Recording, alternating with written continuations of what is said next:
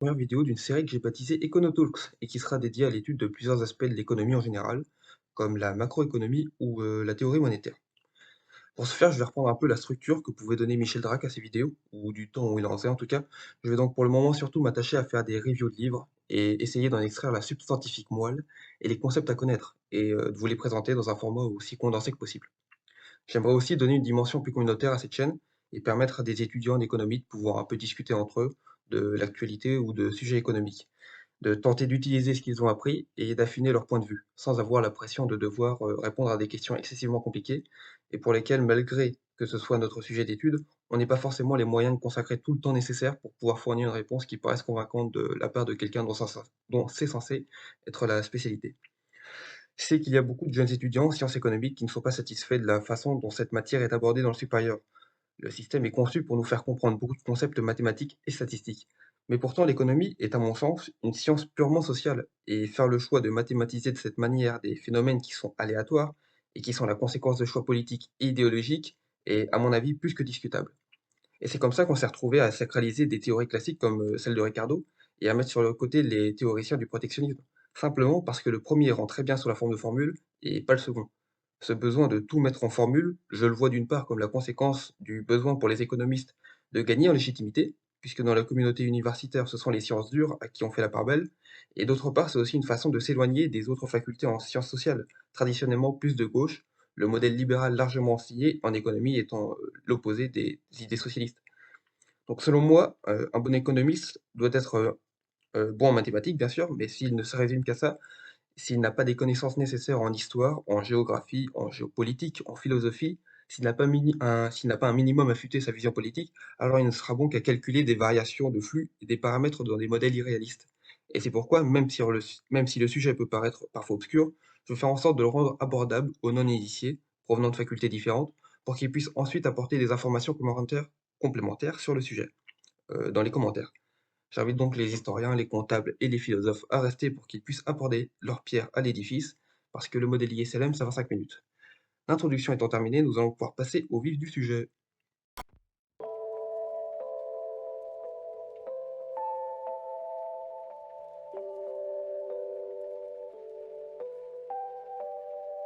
Alors, le premier livre qu'on va aborder sera donc China Corp 2025, écrit par Jean-François Dufour et datant de 2019. Alors, pour parler un peu de l'auteur, d'après le site DCA Chine Analyse, dont il est le président, Dufour est un spécialiste de l'économie chinoise. Il est titulaire d'un master en négociation internationale et d'un DEA en histoire économique, donc l'équivalent d'un master. Il a vécu en Chine, il a été journaliste indépendant, conseiller stratégique pour des cabinets de consultation, et également l'auteur de 5 livres sortis depuis 1996, tous traitant de l'économie chinoise. Alors c'est clair qu'il n'est pas très connu, hein, si vous cherchez son nom sur YouTube, vous allez tomber que sur une seule vidéo où il apparaît, mais il a été cité dans plusieurs grands journaux, donc je pense qu'on a affaire à quelqu'un de plutôt fiable. Alors j'ai choisi de parler de l'économie chinoise parce que c'est encore un sujet obscur pour pas mal de gens, mais qui pourtant fait l'actualité et qui surtout me paraît crucial à connaître si on veut faire un peu de prospective. On sait vaguement que la Chine, c'est quoi, 1,4 milliard d'individus environ, qui sont communistes, qu'ils ont une économie basée sur l'industrie et l'exportation, et surtout qu'ils sont à couteau tiré avec les Américains sur le plan économique depuis la guerre tarifaire. Mais on connaît moins la manière dont s'articule ce pays et de quelle façon il a réussi à construire son succès économique. Et c'est un succès essentiel à comprendre parce que la Chine, c'est avant tout l'apparition d'une alternative au modèle occidental, et aussi l'apparition d'un nouveau concurrent à l'hégémonie américaine. Il me semble que le maintien de notre position dominante sur les plans économiques, politiques et idéologiques dépendra de leur succès dans les relations économiques et politiques qu'ils auront avec les pays émergents. Alors, j'ajoute que je ne suis pas en train de dire non plus que la domination occidentale est par nature nécessaire et souhaitable. Il y a évidemment une multitude de pays et d'individus qui gagneraient à voir notre influence baisser, et certainement que beaucoup de gens verraient leur qualité de vie augmenter à mesure que notre influence diminuerait. Mais il en demeure pas moins que, en tant qu'occidental, je préfère défendre nos valeurs, qu'elles soient justes ou non, correctement défendues ou pas, plutôt que de les abandonner au profit d'une civilisation concurrente. Et ce, dans l'espoir d'obtenir une forme de rédemption pour toutes les décisions regrettables qui ont pu être prises par le passé.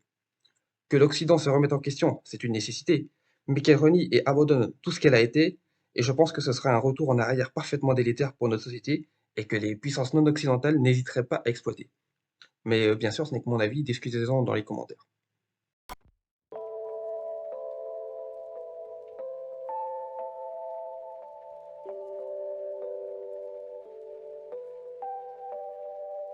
Bien qu'on puisse croire que le titre du livre ne soit qu'un clin d'œil au fait qu'il y a tellement de produits manufacturés chinois dans nos magasins que ça n'est presque devenu une blague, il fait en fait référence au plan décennal chinois du même nom publié en 2015.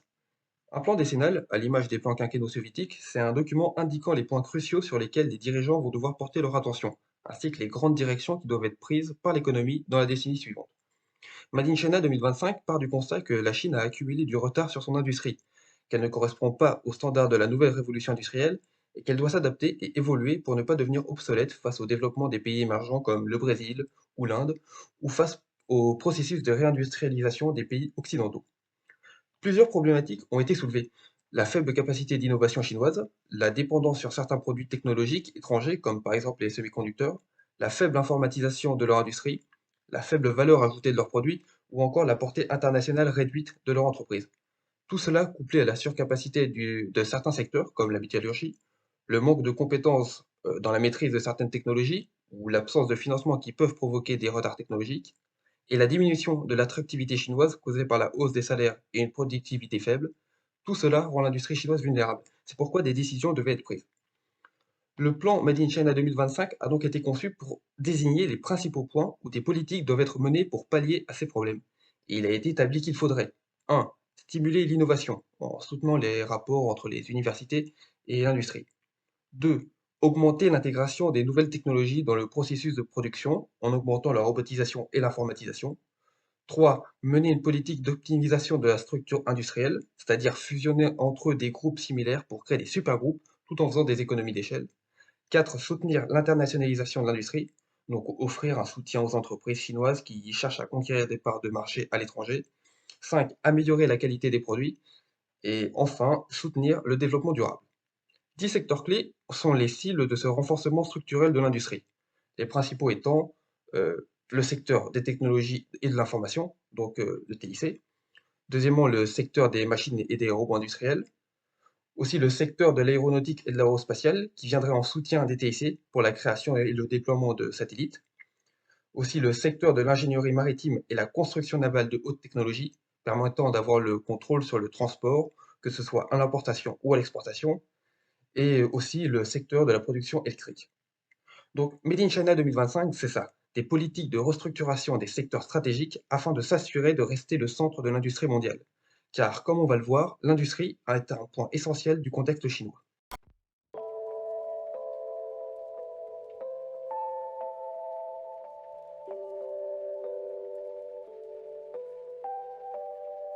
D'après Dufour, la stratégie économique chinoise dépend des spécificités propres à la Chine, auxquelles la Chine doit s'adapter pour rester stable.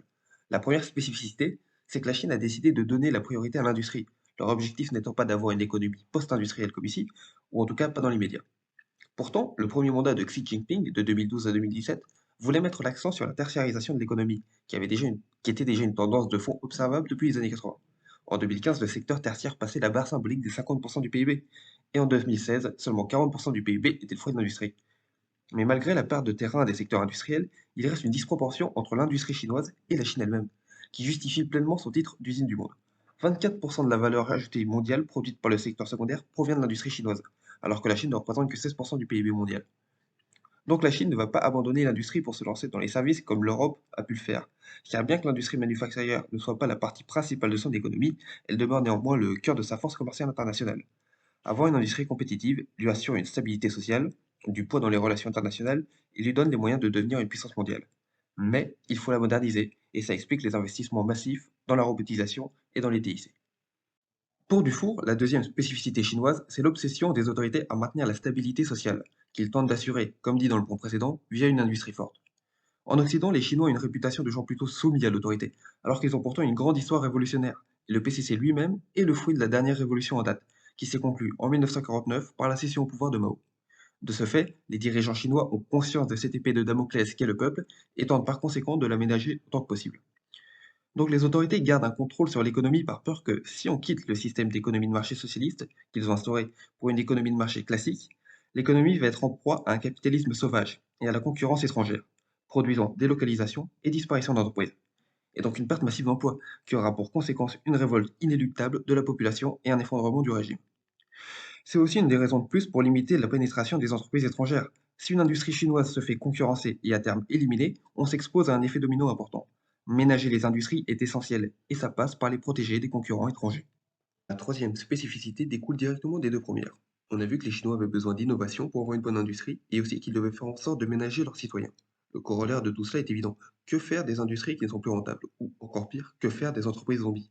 Pour rappel, une entreprise zombie, c'est une entreprise qui a plus de dettes que d'actifs. Donc elle doit rembourser une somme supérieure à la valeur de tout ce qu'elle possède. Bien sûr, c'est impossible et elle est donc obligée d'emprunter pour rembourser sa dette, ce qui produit un cercle vicieux. Ainsi, comme son nom l'indique, une entreprise zombie est une entreprise qui vit alors qu'elle devrait être morte. Le gouvernement doit assainir le marché et faire en sorte de faire disparaître ces entités pour que l'argent parte dans des projets nouveaux. Mais elle doit le faire en causant un minimum de dégâts au niveau de l'emploi. Et ça demande de l'organisation et une vision long terme. En résumé, donc, la Chine doit pouvoir entretenir un équilibre instable, donner la priorité à l'industrie pour conserver la stabilité sociale en produisant de l'emploi, tout en faisant en sorte de faire progresser cette industrie et d'investir, même à perte, dans des secteurs stratégiques. Ce besoin d'argent demande de la rigueur, ce qui demande donc d'éliminer les entreprises à la traîne pour qu'elles n'accaparent pas des ressources inutilement, mais ça doit être fait le plus en douceur possible pour ne pas fâcher les citoyens. C'est dans ce cadre de ces spécificités que la Chine a développé sa stratégie.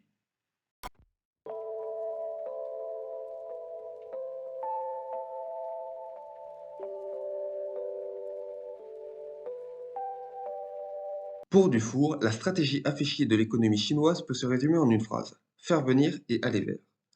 Par faire venir, on entend capter la technologie étrangère, mais aussi développer la recherche et le développement pour s'émanciper de leur dépendance technologique envers les Occidentaux.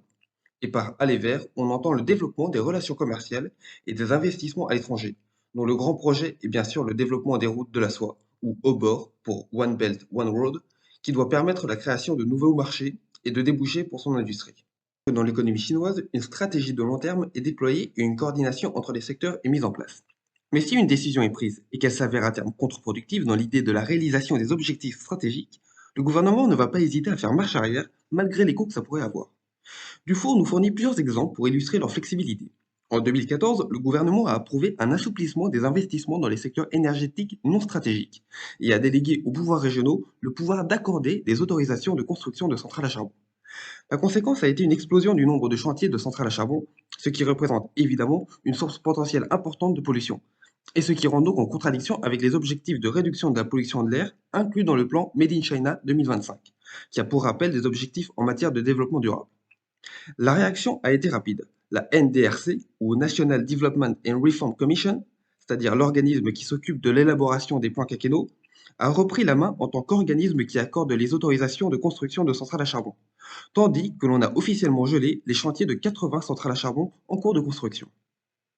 Autre exemple. Avant 2014, on avait besoin de l'accord de la NDRC et du ministère du Commerce pour pouvoir faire des investissements à l'étranger de plus de 100 millions de dollars. En 2014, ça a été modifié. On avait besoin de l'accord de la NDRC seulement si la somme de l'investissement était supérieure à 1 milliard de dollars.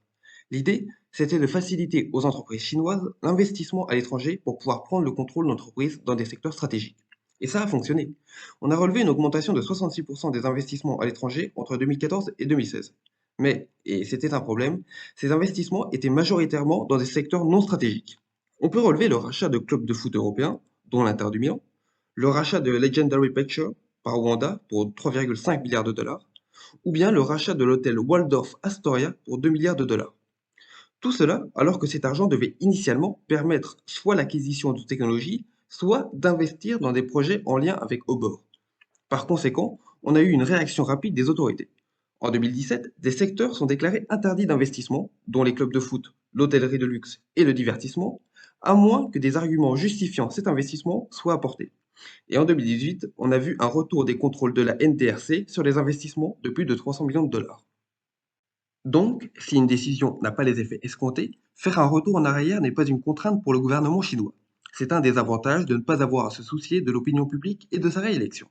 Mais si les entreprises elles-mêmes n'agissent pas dans le sens que le gouvernement leur a donné, celui-ci n'a pas peur de forcer la main de ces industries. Et là aussi, Dufour apporte des exemples. Le système chinois dans le domaine de l'automobile accorde aux entreprises étrangères le droit de produire en Chine, mais que dans des centres de production détenus en co-entreprise avec des constructeurs chinois, et où les étrangers ne peuvent pas avoir la majorité.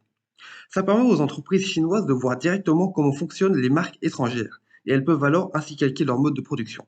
Le problème de ce système, c'est qu'au lieu de motiver les entreprises chinoises à s'améliorer, il leur a juste fourni une rente. Au lieu de développer leur modèle et faire de la concurrence aux étrangers, les constructeurs chinois se contentent de produire les mêmes modèles que toujours dans leurs usines et cela sans essayer de concurrencer l'entreprise étrangère, pour ainsi ne pas faire baisser le chiffre d'affaires de la marque étrangère, puisque celle-ci devra ensuite partager avec la marque chinoise copropriétaire de l'usine une partie de ses bénéfices.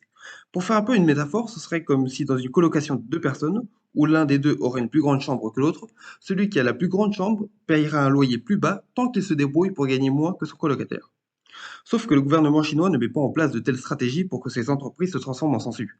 C'est pourquoi, dès 2022, une libéralisation du marché automobile va être mise en place. À partir de 2022, donc, il n'y aura plus besoin d'avoir de co-entreprises pour les étrangers, qui pourront ainsi avoir leur propre centre de production. En faisant ça, le gouvernement pose un ultimatum aux entreprises chinoises. Soit elles continuent dans leur système actuel et elles sont sûres de disparaître après 2022, soit elles prennent vraiment leur avenir en main et tirent avantage de la situation actuelle tant qu'elle est en place pour pouvoir être capable de rivaliser avec les constructeurs étrangers dans le futur. Une main de fer dans un gant de fer, donc. Voilà, on arrive à la fin de la première partie. J'espère que vous avez apprécié et que vous avez appris certaines choses. Je pensais pas faire cette vidéo en plusieurs parties, mais pour le moment, j'ai déjà environ 35 minutes d'enregistrement au total, et j'ai pas encore fini d'enregistrer la dernière partie. Donc je suis a priori parti pour faire une trilogie. La prochaine vidéo, devrait arriver relativement vite, hein, dans quelques jours, je pense. Donc n'hésitez pas dans les commentaires à faire part de vos réflexions, à poser des questions ou à relever les erreurs que j'ai éventuellement faites. Et je pourrais peut-être y répondre dans une vidéo dédiée. Donc n'oubliez pas de liker, de commenter et surtout de vous abonner. Et ben, à bientôt!